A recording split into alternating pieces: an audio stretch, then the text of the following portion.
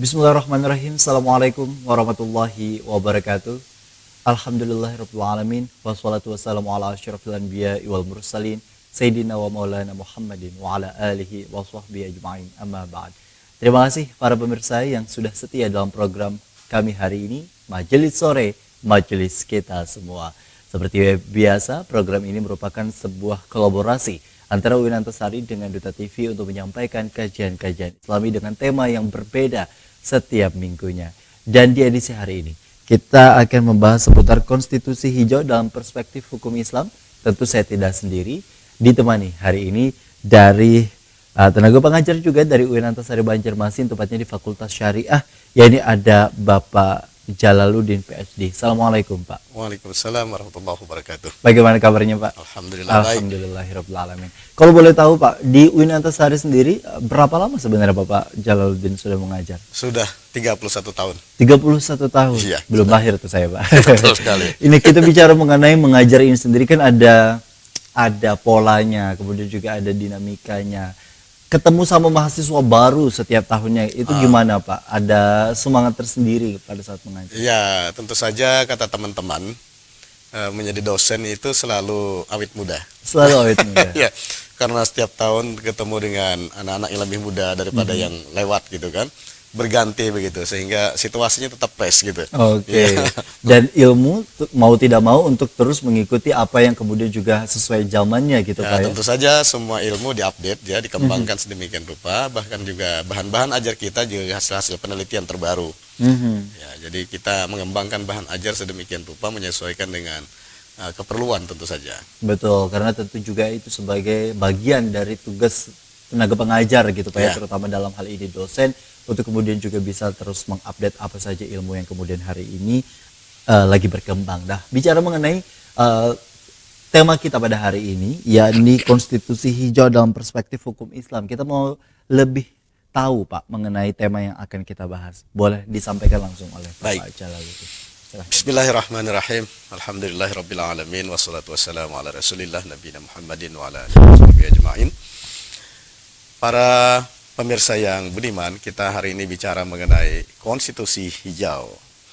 Kita akan awali pembicaraan ini dengan apa itu konstitusi. Tentu saja kata ini sesuatu yang tidak asing bagi kita, terutama di kalangan kita mahasiswa, dosen, dan juga kaum terpelajar ya. Konstitusi adalah sebuah hukum dasar ya. Di Indonesia kita menyebutnya sebagai Undang-Undang Dasar 1945. Nah, di sana memuat aturan-aturan dasar tentang bernegara. Bagaimana hubungan antar lembaga negara, bagaimana hubungan negara dengan rakyat, bagaimana juga negara itu dijalankan oleh pemerintah atau yang berkuasa. Itulah konstitusi. Nah, kenapa kemudian ada istilah konstitusi hijau?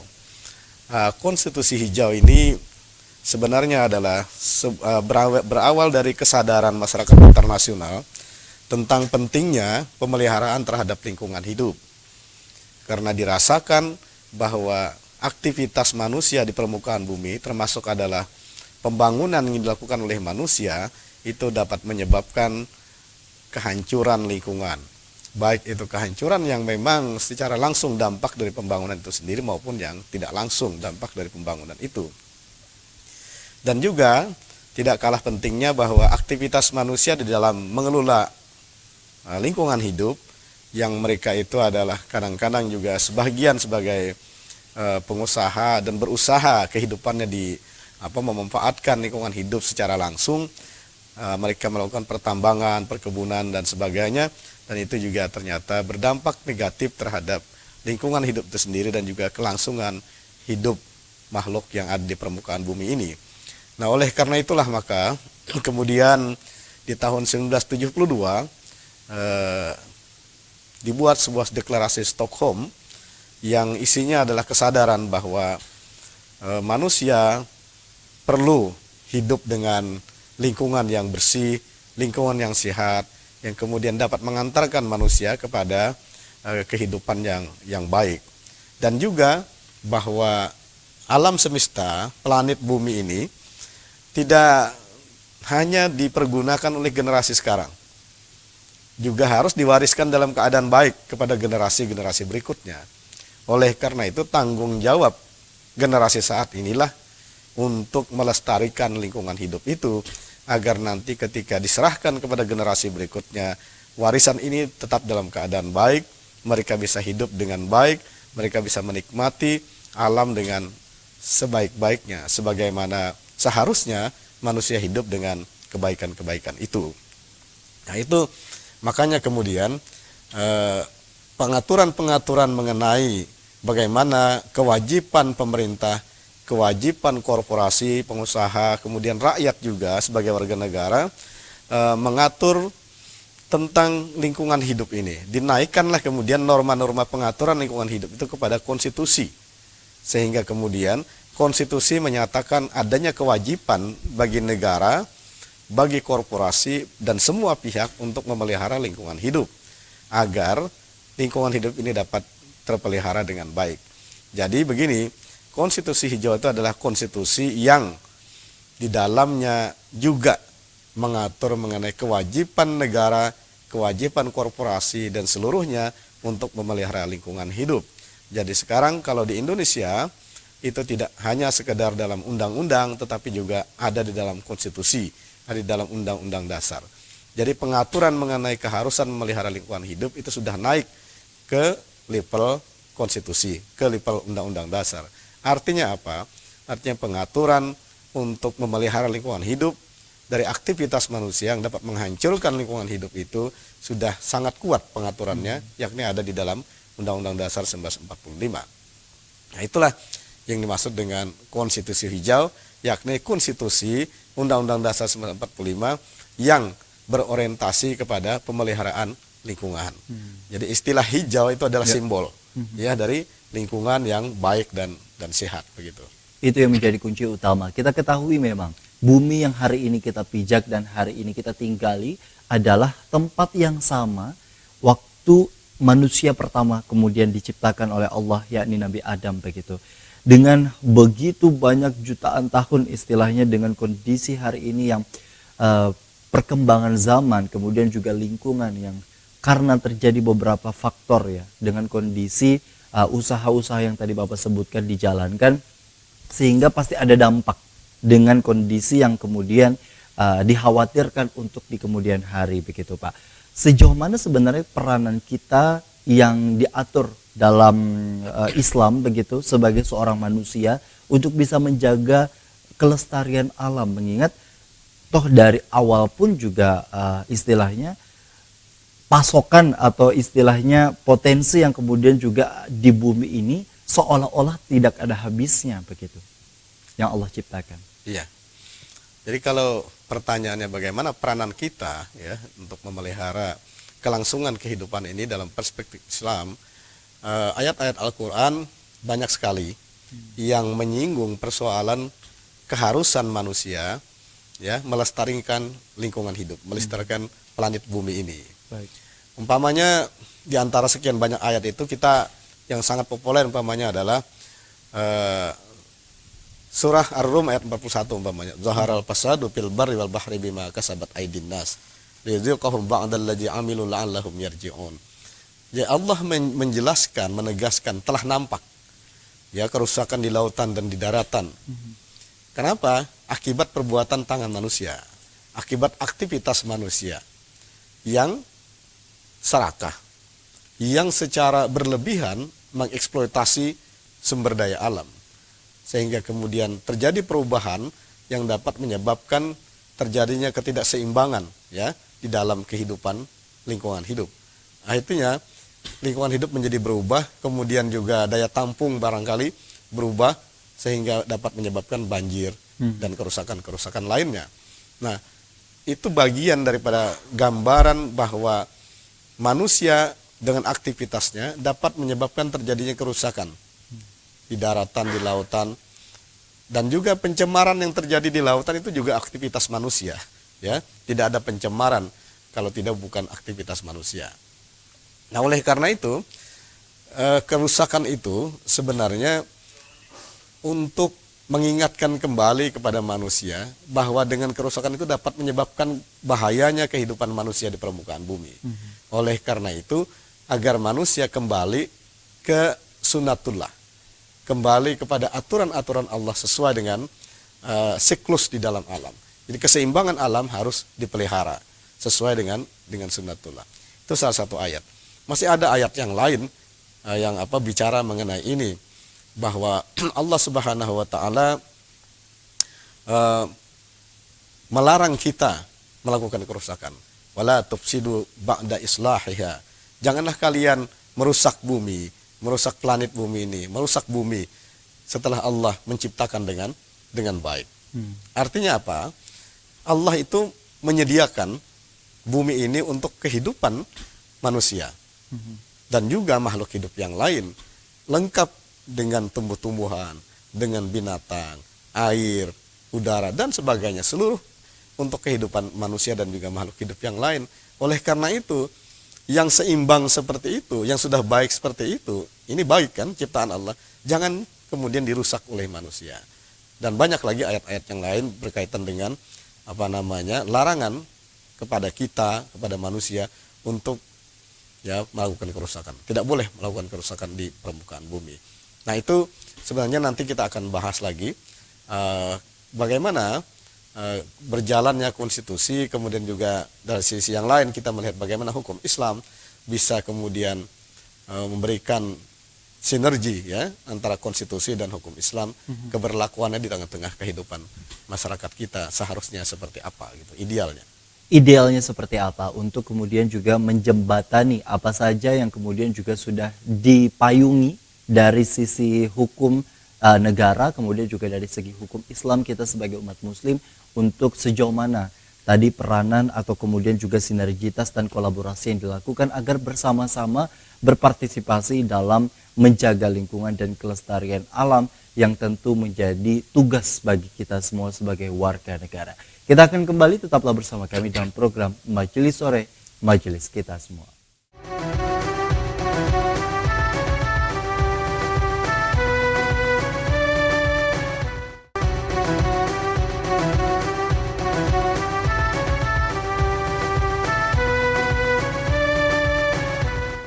Terima kasih Anda masih bersama kami dalam program Majelis Sore, Majelis Kita Semua. Berbicara mengenai peranan alam dan lingkungan. Ini menjadi sebuah satu kesatuan karena kita hidup di bumi yang semua diperlukan dan memerlukan. Dengan kondisi oksigen, air, kemudian juga binatang, hewan ternak, dan tumbuh-tumbuhan. Kita sebagai makhluk hidup untuk kemudian juga ada fase di mana saling membutuhkan, begitu Pak ya. Dengan kondisi seperti ini, ketika kemudian disebutkan tadi manusia dikategorikan serakah untuk kemudian juga berlebih-lebihan dalam eksploitasi dan bahkan sampai pada ujungnya merusak dan mengakibatkan berbagai bencana. Sejauh mana sebenarnya sekali lagi potensi diri kita untuk merusak lingkungan dan apa peranannya itu tadi Pak yang sebaiknya kita lakukan? Baik, peranan tentu saja karena kita bicara di bawah konstitusi dan hukum Islam, maka saya ingin mengawali dengan bagaimana peranan kita dalam arti manusia ya. Kita ada yang menjadi kepala negara, ada yang menjadi menteri dan seterusnya sampai Betul. kepada yang di bawah bupati, wali kota dan juga ketua RT gitu. Betul. Nah, sebagai warga negara dan juga sebagai pemerintah itu mempunyai kewajiban ya, karena hukum konstitusi ini yang kemudian wajib menjalankannya adalah pemerintah. Pemerintah punya kewajiban untuk menjalankan apa yang disebut oleh konstitusi. Kalau di dalam konstitusi kita Undang-Undang Dasar 1945 itu pasal 28H menyebut bahwa setiap warga negara, setiap orang itu mempunyai hak ya untuk mendapatkan lingkungan hidup yang baik dan sehat. Antara lain bunyinya seperti itu pada ayat 1. Nah, oleh karena itu maka masyarakat kita warga negara karena mempunyai hak untuk mendapatkan lingkungan hidup yang baik dan sehat, maka kemudian pemerintah harus mampu menyediakan lingkungan hidup yang baik dan sehat. Karena itu adalah amanah konstitusi. Apa yang kita kemudian sebut sebagai hak kita, sebagai hak konstitusional warga negara. Maka ada kewajiban konstitusional di tangan pemerintah, di tangan negara. Nah, oleh karena itu, kalau kita bicara mengenai peranan kita, tentu saja juga peranan pemerintah itu tadi adalah kewajibannya untuk menyiapkan, ya kalau umpamanya lingkungan hidup itu kemudian sekarang terdegradasi, rusak, beracun dan Betul. sebagainya, maka itu kewajiban pemerintah untuk menata, ya, mengembalikan agar fungsi-fungsi lingkungan hidup itu menjadi baik seperti semula. Habitatnya kemudian juga diperbaiki sehingga siklus alamnya teratur sebagaimana semula. Karena itu di dalam dunia tambang umpamanya ada istilah reklamasi. Betul. Dihijaukan kembali, kemudian fungsi-fungsi alam itu dikembalikan sebagaimana semula. Nah, itulah yang menjadi kewajiban oleh pemerintah.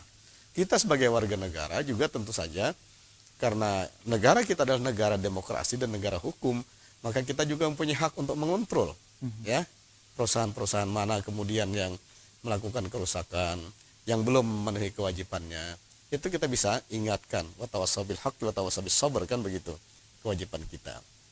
Dan juga saya kira persoalan-persoalan yang menjadi contoh, ya, menjadi contoh bagaimana kemudian bisa alam itu rusak. Saya kira tidak jauh di tempat kita di Kalimantan Selatan banyak sekali usaha tambang, kemudian perkebunan yang kemudian dapat menyebabkan terjadinya perubahan lingkungan yang fungsinya juga akhirnya menjadi berubah. Dia tidak mampu lagi menahan debit air yang tinggi, kemudian juga menyebabkan banjir. Nah, ini juga tentu saja kewajiban pemerintah kita untuk melakukan perbaikan-perbaikan. Kita tidak boleh hanya mengambil keuntungan dan membiarkan para pengusaha umpamanya menikmati itu sementara lingkungannya tetap rusak, dan juga nanti yang berdampak adalah kepada rakyat yang ada ditinggal di sekitar Daerah daerah tersebut itu. begitu ya. Nah, itu saya kira yang perlu kita sadari, bahwa kita sebagai warga negara, apalagi sebagai pemerintah, itu mempunyai kewajiban konstitusional untuk melaksanakan bagaimana konstitusi hijau ini bisa efektif berjalan di Indonesia, sehingga lingkungan kita tetap menjadi lingkungan yang baik dan dapat diharapkan oleh dunia bahwa alam tropis kita tetap menjadi paru-paru dunia, ya, dapat memberikan kontribusi kebaikan kepada seluruh alam gitu. Itu saya kira dari sisi konstitusional hukum konstitusi kita. Dari sisi hukum Islam tentu saja bahwa sebagai umat Islam itu mempunyai kewajiban juga, pemerintah Muslim juga, orang menjadi pemerintah tetap menjadi orang Muslim kan, nah, juga mempunyai kewajiban di dalam hal ini untuk bagaimana menjalankan hukum Islam itu agar nanti dapat bersinergi antara hukum konstitusi kita dengan hukum Islam menjadi satu kesatuan yang dapat mendorong terjadinya perbaikan dalam implementasi konstitusi hijau ini. Kenapa? Karena hukum Islam itu bukan sekedar ada dalam teks, tapi juga mempunyai spirit, ya, mempunyai spirit nilai-nilai ilahiyah. Manakala itu dijalankan, artinya kita telah memenuhi ketundukan kita kepada Allah Subhanahu wa Ta'ala. Itu yang menjadi kunci bagi kita semua sebagai seorang muslim begitu dan muslimah yang ada di lingkungan sekitar. Tak usah jauh-jauh gitu Pak ya. Memang di daerah kita sendiri terkenal dengan sungai istilahnya di Kota Banjarmasin. Kemudian juga banyak memang perilaku-perilaku masyarakat yang hari ini masih belum tersadarkan dengan kondisi di mana pemerintah memiliki regulasi untuk mengatur ada istilahnya punishment atau hukuman bagi mereka melakukan pembuangan sampah dan lain sebagainya sampai pada tahap pencemaran begitu. Tapi di satu sisi Pak, pemerintah ini sendiri kan memang sudah melakukan aturan regulasi yang jelas ketika orang mau membuka usaha berkaitan dengan tambang atau apapun begitu. Sudah ada AMDAL dan lain sebagainya. Di satu sisi perusahaan ini sendiri seringkali mengabaikan dengan aturan-aturan yang memang secara administrasi memang terpenuhi, tapi pada saat proses berjalannya waktu ini sendiri kan perlu adanya kontrol sebenarnya untuk kemudian hal-hal tersebut agar tidak kebablasan di tengah-tengah masyarakat merasakan dampaknya. Sejauh mana sebenarnya perusahaan ini sendiri Pak sebagai mungkin muslim, kemudian juga orang yang sebenarnya tahu hukum, tapi di satu sisi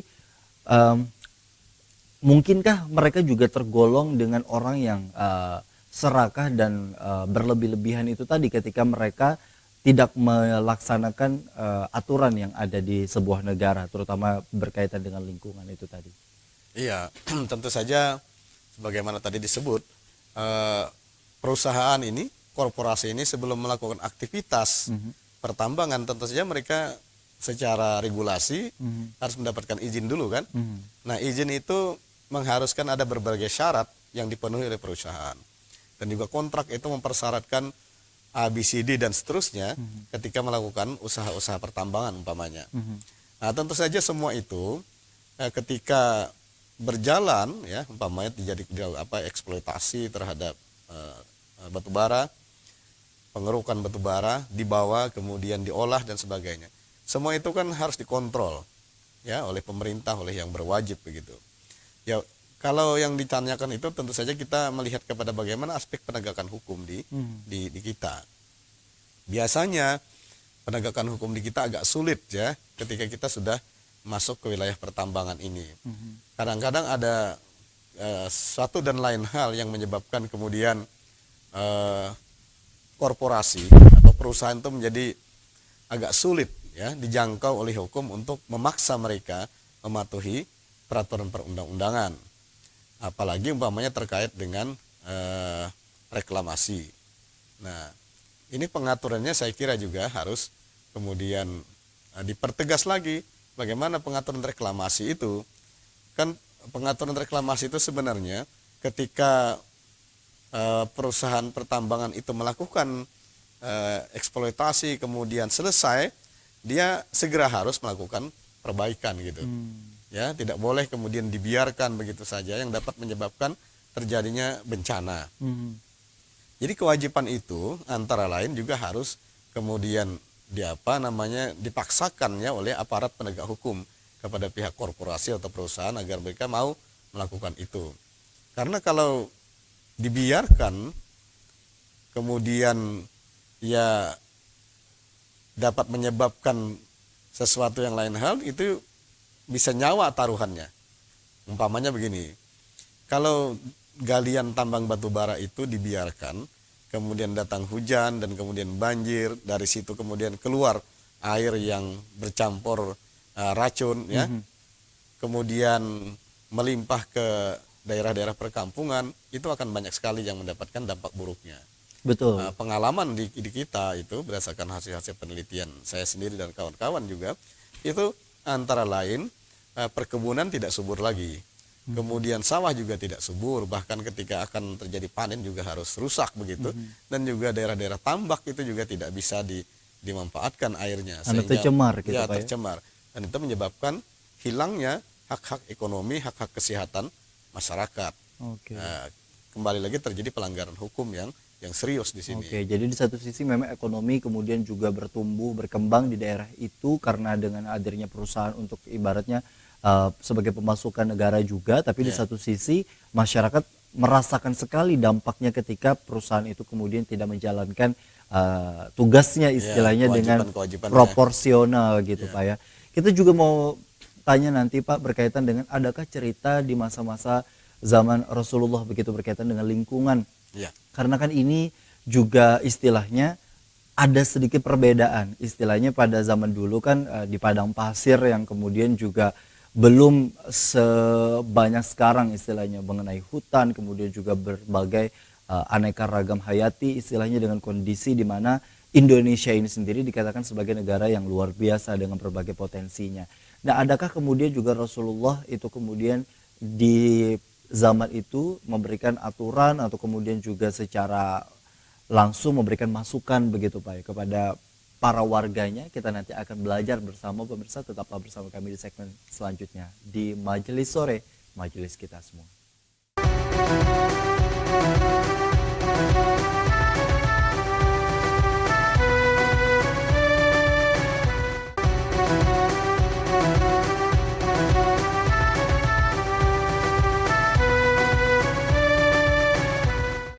Terima kasih Anda masih bersama kami dalam program Majelis Sore, majelis kita semua. Yang menjadi penasaran bagi kita semua, memang dalam hari ini, hemat hari ini adalah negara kita memang sudah mengatur sedemikian rupa berkaitan dengan lingkungan, kemudian juga yang termaktub dalam Undang-Undang Pak ya Republik Indonesia tahun 1945 yang secara lengkap untuk kemudian juga dapat dijadikan sebagai pedoman istilahnya untuk kita yang ada sebagai warga negara Indonesia.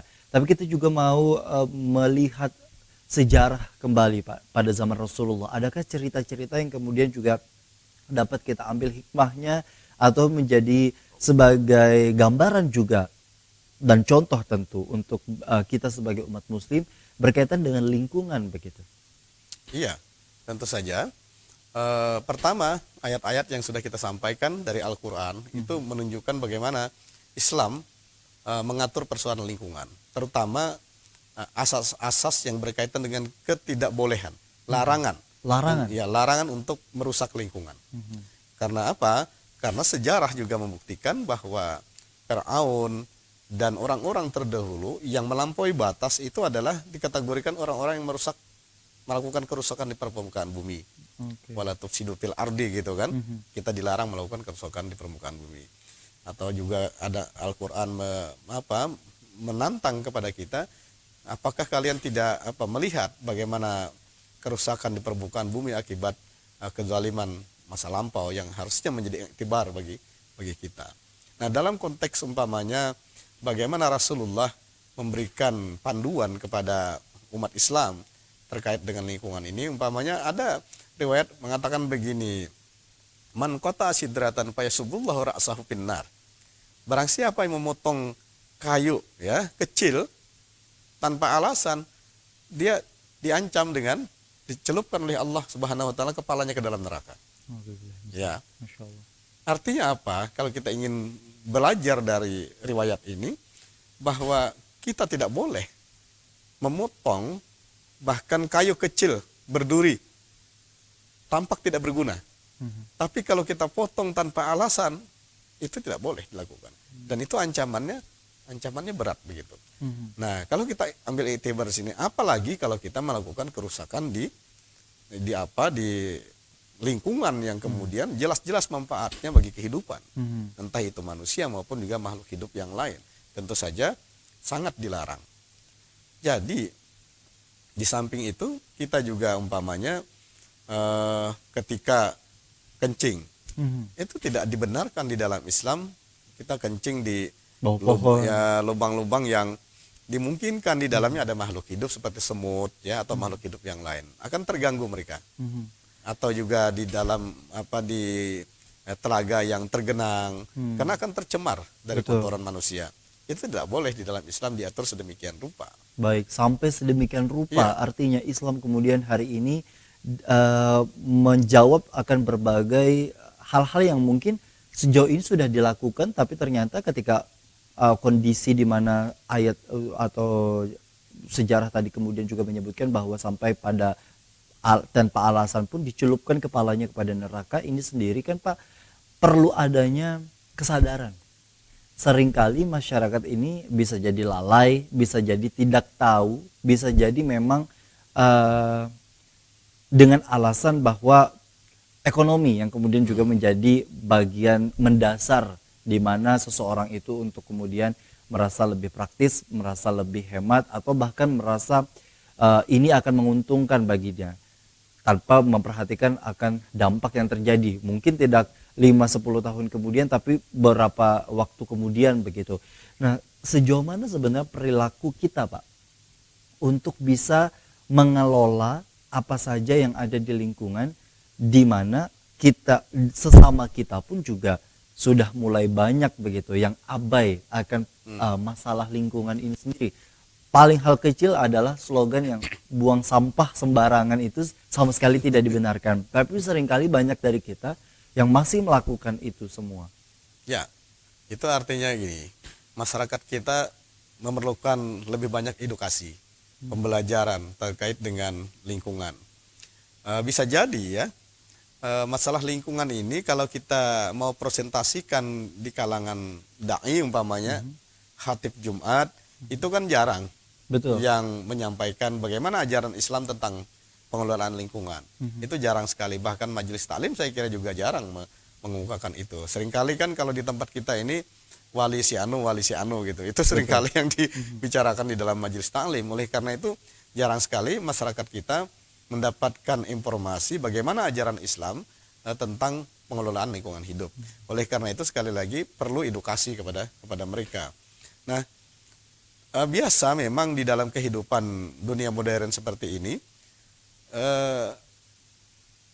filosofi kehidupan itu kan hedonis. Bahkan juga umat Islam terbawa ke dalam sistem kehidupan atau gaya hidup yang hedonis, yang kenikmatan sesaat itu tanpa berpikir bagaimana kemudian dampaknya.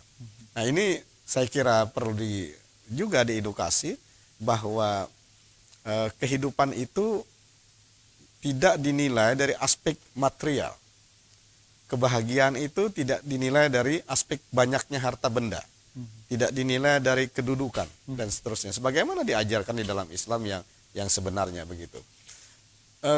Bisa jadi ya sekarang ini masyarakat itu menilai orang sukses itu ketika banyak rumahnya, beberapa mobilnya, kemudian juga tampak penampilannya yang necis dan sebagainya. Bisa jadi itu menjadi ukuran gitu. Nah, oleh karena itu akhirnya ketika melakukan usaha, katakanlah usaha yang secara langsung berkaitan dengan persoalan lingkungan, hanya uang yang kemudian menjadi pertimbangan. Kewajiban-kewajiban untuk memelihara lingkungannya kemudian terabaikan. Kenapa? Karena ya gaya hidup yang seperti itu tadi, filosofi kehidupan yang tidak lagi mempertimbangkan bagaimana kemudian setelah saya melakukan aktivitas ini apa yang terjadi, apakah berdosa atau tidak, bagaimana kemudian secara moral di dalam kehidupan masyarakat saya akan seperti apa. Nah, itu barangkali tidak lagi menjadi pertimbangan. Yang menjadi pertimbangan utama adalah bagaimana sebanyak-banyak yang mendapatkan keuntungan dalam arti materi gitu. Nah, itu yang dalam hal kehidupan sehari-hari, Pak, seringkali juga masyarakat beranggapan bahwa ada saja petugas yang membersihkan nanti, misalnya dalam hal membuang sampah, sehingga ketika buang tisu, buang sedotan, putung rokok juga misalnya dibuang dengan mudahnya di pinggir jalan karena beranggapan bahwa pemerintah sudah memfasilitasi mereka dengan gaji, dengan istilahnya sudah ditugaskan untuk menyapu, membersihkan sampah dan lain sebagainya. Apa yang sebenarnya menjadi hal yang harus kita sadari, Pak, bahwa buang sampah hal yang kecil seperti itu saja ibaratnya sudah ada larangan yang Allah tetapkan. Iya, adanya petugas kebersihan bukan berarti kita harus atau boleh membuang sampah, membuang benda-benda sembarangan, ya. Tidak begitu. Kenapa? Karena kehidupan itu kan yang menjalani hidup tuh kita, ya. Kemudian kebiasaan melakukan kebaikan-kebaikan itu akan berdampak pada diri kita. Termasuk contoh melakukan kebaikan itu adalah membuang sampah pada tempatnya. Gaya hidup bersih itu sangat dianjurkan di dalam Islam. Bahkan Islam itu mengutamakan kebersihan. Kenapa? Orang mau sholatnya harus bersih. Betul. Melakukan ibadah kepada Allah harus bersih. Oleh karena itu tidak ada alasan bagi umat Islam untuk tidak menjadi bersih.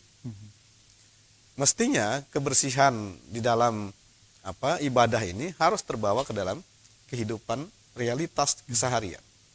Tidak boleh kita kemudian menjadi orang yang menjadi beban bagi para petugas kebersihan karena kita menjadi orang yang membuang sampah sembarangan. Itu saya kira di dalam konteks yang ideal harus berkorelasi antara kebiasaan kita sholat yang bersih, ya, karena sholat itu dimulai dengan kebersihan, dengan kehidupan keseharian. Jadi harus ada implikasi begitu, Pak, ya? Iya, itu. Nah, itu saya kira yang juga penting di dalam edukasi terhadap masyarakat. Untuk menumbuhkan kesadaran itu kembali lagi perlunya pendidikan, perlunya edukasi. Siapa yang melakukan itu? Ya, kewajibannya itu pertama ada kalau sekitar dakwah ya para mubalik, ya, khatib Jumat dan sebagainya.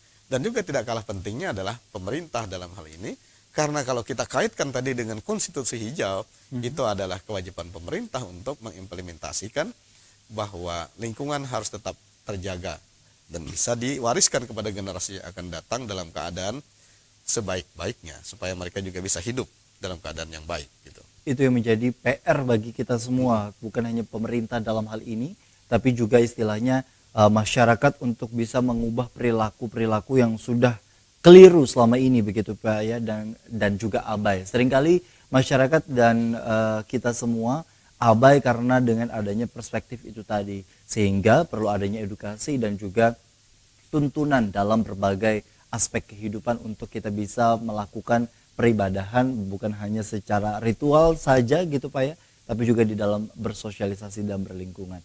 Dengan kondisi di mana masyarakat ini heterogen Pak, dan kemudian juga ini kan istilahnya memerlukan waktu yang jangka panjang untuk kemudian juga mengubah sebuah perilaku kepada perilaku yang tentu diharapkan lebih positif begitu. Dengan adanya kerusakan hari ini yang kita hadapi bersama, dengan adanya dampak dari kerusakan itu tadi, dengan adanya hal-hal yang kemudian juga masyarakat sampai pada hari ini, baik itu masyarakat dalam kategori korporasi atau juga masyarakat individual begitu, apa yang bisa dilakukan oleh kita dalam lingkungan keluarga yang tentu menjadi tonggak utama Pak, karena kan tentu ini semua tidak bisa kemudian juga dilepaskan dari peranan keluarga yang kemudian juga istilahnya memberi dampak kepada mereka pada saat bersosialisasi dan lain sebagainya. Nanti kita akan bahas Pak ya. Oke. Di segmen berikutnya tetaplah bersama kami dalam program Majelis Sore Majelis kita semua.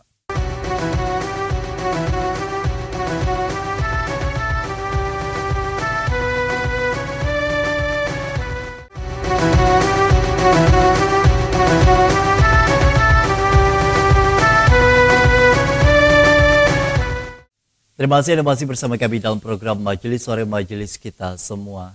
Tentu atas izin Allah berkaitan dengan lingkungan, kita masih bisa menikmati berbagai hal yang tentu menjadi kebutuhan kita untuk makan, untuk hidup Pak ya. Oksigen, istilahnya air Allah tetap alirkan sampai pada hari ini sehingga kita dapat minum, dapat memenuhi kebutuhan sehari-hari. Makanan pun juga begitu berlimpah begitu. Dengan kondisi di mana kita syukur itu tampaknya menjadi hal yang harus kita lakukan setiap harinya. Di satu sisi juga kita harus melakukan perubahan-perubahan perilaku yang mungkin sudah mulai harus dibenahi dan harus dilakukan perbaikan. Di satu sisi lainnya adalah kebiasaan. Kebiasaan ini sendiri kan bukan hanya bicara mengenai kebiasaan secara umum, tapi juga bisa saja berangkat dari kebiasaan yang ada di keluarga begitu. Sejauh mana sebenarnya keluarga ini membangun masing-masing anggota yang ada di dalam rumah misalnya untuk bisa menerapkan hidup secara islami, bukan hanya seputar tentang peribadahan tapi juga seputar kehidupan dalam bersosialisasi dan berlingkungan begitu Pak. Oke, itu pertanyaan saya kira yang ideal ya, dan memerlukan jawaban ideal. Iya, bahwa keluarga itu kan modal utama kekuatan bangsa. Kalau keluarganya kuat, maka masyarakat jadi kuat. Masyarakat kuat, bangsa menjadi kuat. Nah, oleh karena itu bagi kita sebagai Muslim, dan saya kira juga bukan hanya orang Islam yang perlu ya, semua masyarakat kita di permukaan bumi ini, makhluk manusia ini, di dalam konteks berkeluarga itu perlu adanya saling menjadi teladan. Kalau bagi kita umat Islam, keteladanan itu tentu dari kepala keluarga. Ya, dari ayah, dari ibu juga, ya, untuk memberikan keteladanan kepada anak-anaknya. Pertama adalah keteladanan terkait dengan ketaatan dalam beribadah. Apakah itu ibadah mahdhah, sholat, puasa dan seterusnya, ataupun juga ibadah ghairu mahdhah, ya, silaturahim, kebaikan bertetangga. Nah, termasuk di dalamnya adalah kebersihan rumah. Kebersihan rumah itu kalau orang tua tidak memberikan keteladanan kepada anak-anaknya, itu sudah menjadi gaya hidup nanti, lifestyle, bahwa dibiarkan sampah berantakan, tidak dibersihkan lantai dan seterusnya. Itu bisa menjadi habit mereka, bisa menjadi perilaku yang bisa terbawa sampai dewasa. Nah, oleh karena itu sekali lagi keteladanan menjadi penting. Nah, di samping itu juga saya kira peranan sekolah juga tetap harus ada. Sebab kalau di rumah ditanamkan seperti itu, kemudian sekolah tidak mendukung, itu juga akan kurang efektif. Oleh karena itu lingkungan keluarga dan lingkungan sekolah harus saling bersinergi untuk membentuk karakter dan juga membentuk pikiran supaya mereka bisa memelihara lingkungan terutama sekali yang bisa dilakukan adalah menjaga kebersihannya. Nah itu. Dan saya kira kalau itu yang terjadi, ya, setiap orang yang kemudian menjadi pengusaha dari keluarga seperti ini Ya. tidak akan menjadi sangat serakah, saya kira, karena dia punya kesadaran, punya kontrol bahwa ini bukan milik dia sendiri, alam ini bukan hanya milik perusahaannya dia, walaupun dia sebagai perusahaan sudah mendapatkan kuasa umpamanya dari lahan itu untuk melakukan eksploitasi, tetapi tidak selamanya milik mereka. Mereka hanya berkuasa untuk melakukan pengusahaan saja. Tapi kemudian lingkungan itu akan tetap diwariskan kepada generasi berikutnya. Nah, kalau itu yang terjadi, kesadaran bahwa ini akan diwariskan kepada generasi berikutnya, maka dia akan memenuhi kewajiban-kewajibannya sebagai pengusaha, sebagai korporasi untuk melakukan reklamasi. Sehingga kerusakan tidak sampai terjadi. Kerusakan dalam arti yang dapat membahayakan jiwa orang lain dan juga musnahnya makhluk hidup yang lain. Nah, itu sangat penting edukasi di dalam konteks keluarga, konteks bermasyarakat Dan sekolah itu tadi. sekolah itu tadi. Ini akan membentuk pribadi-pribadi, kalau nanti mereka akan jadi pengusaha, itu pribadi yang akan dapat secara sadar ya menjalankan kewajiban-kewajibannya, kewajiban terhadap negara, kewajiban sebagai penganut agama Islam umpamanya, dan juga kewajiban terhadap sesama untuk mewariskan alam ini secara baik kepada generasi berikutnya. Baik, bicara mengenai fokus kita hari ini tadi sudah banyak kita bahas bicara mengenai hal-hal yang negatif yang mungkin perlu kita benahi sejauh ini. Baik itu sebagai masyarakat, pemerintah dalam hal ini kontrolnya gitu Pak ya, dan korporasi terutama secara umumnya. Dengan kondisi di mana hari ini juga begitu banyak masyarakat berinovasi dengan berbagai produk-produk yang kemudian juga ramah lingkungan, pemerintah juga mendukung akan hal ini, bahkan juga masyarakat mulai berlomba untuk memilah-milah sampah-sampah yang kemudian juga dapat menghasilkan dan memiliki nilai ekonomis begitu Pak. Adakah kemudian juga ini sebagai kebiasaan yang baik yang mendatangkan amal kebaikan dan pahala bagi yang menjalankan? Ya tentu saja kita bergembira ya, masyarakat ini inovasinya tinggi, kemudian juga kesadaran akan ramah lingkungan itu juga sudah mulai bermunculan. Jadi produk-produk itu kan diusahakan sedemikian rupa kalau menjadi sampah dia tidak kemudian merusak lingkungan. Kebijakan pemerintah kota Banjarmasin umpamanya kan untuk mengurangi sampah plastik, itu saya kira kebijakan yang harus didukung oleh semua pihak ya. Itu salah satu contoh kebaikan gitu. Di kita, saya kembali lagi, karena ada kewajiban secara konstitusional bagi kita sebagai warga negara dan juga bagi pemerintah sebagai pemikul kewajiban itu untuk secara bersama-sama ya, untuk secara bersama-sama bagaimana supaya konstitusi hijau ini bisa efektif berjalan di dalam kehidupan bernegara, kehidupan bermasyarakat, termasuk di dalamnya adalah ketika korporasi atau perusahaan-perusahaan melakukan aktivitas. Iya, melakukan aktivitas untuk mengusahakan segala sesuatu yang dapat tentu saja juga di sini ada keuntungan bagi perusahaan, ada keuntungan negara, dan juga ada keuntungan masyarakat sebenarnya. Nah, itu yang kemudian perlu kita sinkronkan ya. Jadi seharusnya tidak begini ya. Ada kesan umpamanya perusahaan itu, korporasi itu adalah jahat gitu kan. Kemudian masyarakat jadi korban gitu. Kemudian negara seakan-akan kalah dengan perusahaan. Sebenarnya itu image seperti itu tidak boleh terbangun ketika kita berpayung kepada konstitusi hijau ini, bahwa perusahaan harus taat, mematuhi aturan, kemudian memelihara lingkungan dengan baik, reklamasi dijalankan dengan baik, kemudian juga tidak mengeksploitasi alam secara berlebihan. Nah gitu. Pemerintah juga saling mengingatkan dan mengontrol dengan baik, menegakkan hukum dengan baik. Ya saya kira itu akan berjalan dengan baik. Jadi tinggal kita, bergantung kepada kita. Nah, saya ingat kata profesor saya di Malaysia, Indonesia itu hanya dua katanya. Yang pertama salah kelola, yang kedua korupsi. Gitu. Sehingga kita tidak bisa menjadi negara yang sangat berwibawa dan maju secara ekonomi dan lain-lain gitu. Betul. Ya saya kira itu yang perlu kita perbaiki dalam sistem kehidupan kita, terkait dengan bagaimana kita menjalankan konstitusi yang ramah lingkungan, kewajiban semua pihak untuk menjalankan konstitusi hijau ini. Itu yang menjadi tugas bagi kita semua, bukan hanya pemerintah, bukan hanya korporasi, tapi juga kita sebagai masyarakat dalam hal ini bersilaturahmi, kemudian juga antara kedua belah pihak ini tadi Pak ya, dan kemudian juga bersinergi, kolaborasi dan berpartisipasi akan kontrol yang ada di sosial itu tadi. Singkat Pak, kesimpulan kita pada hari ini. Iya, sebagai kesimpulan saya kira di dalam konteks bagaimana Indonesia yang sudah mempunyai konstitusi hijau, konstitusi yang mengatur bagaimana kewajiban semua pihak terhadap lingkungan, memelihara lingkungan hidup yang baik dan sehat itu, maka semuanya harus menyadari bahwa konstitusi kita sudah sangat sedemikian rupa kuat mengatur mengenai lingkungan, ya, bagaimana memelihara lingkungan. Nah, kesadaran itu tentu saja harus terbangun dengan sendirinya sebagai warga negara, karena konstitusi adalah kontrak sosial bersama kita, kontrak sosial nasional antar warga negara untuk menjalankan secara sukarela apa yang diatur di dalam konstitusi.